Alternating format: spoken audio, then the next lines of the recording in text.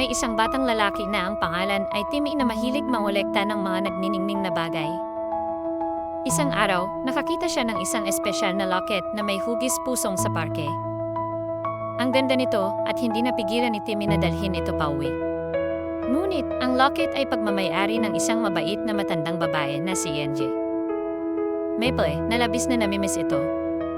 Bawat gabi, narinig ni Timmy ang isang mahina thump-thump sa kanyang silid, parang tibok ng puso.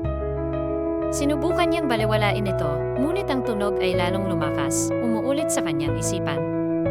Naging labis ang kanyang pag-aalala, naniniwala siyang ang locket ay sinaniban. Na-imagine niya si NJ, Maple na naghahanap nito, ang kanyang malungkot na mga mata ay nagmamakaawa para sa pagbabalik nito.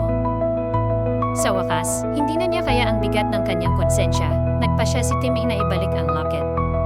Kumatok siya sa pinto ni NJ. Maple at taos pusong humingi ng tawad. Sa sandaling makita ng matanda ang kanyang mahalagang locket, lumiwanag ang kanyang mukha sa saya. Niyakap niya si Timmy ng mahigpit at pinasalamatan siya sa pagiging matapang na ibalik ito.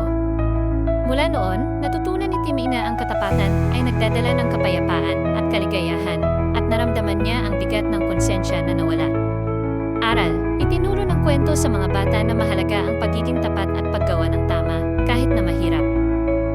Ang paghawak sa konsensya ay maaring magdulot ng hindi komportable, ngunit ang pagbabalik sa hindi sa atin ay maaring magdala ng saya sa ating sarili at sa iba.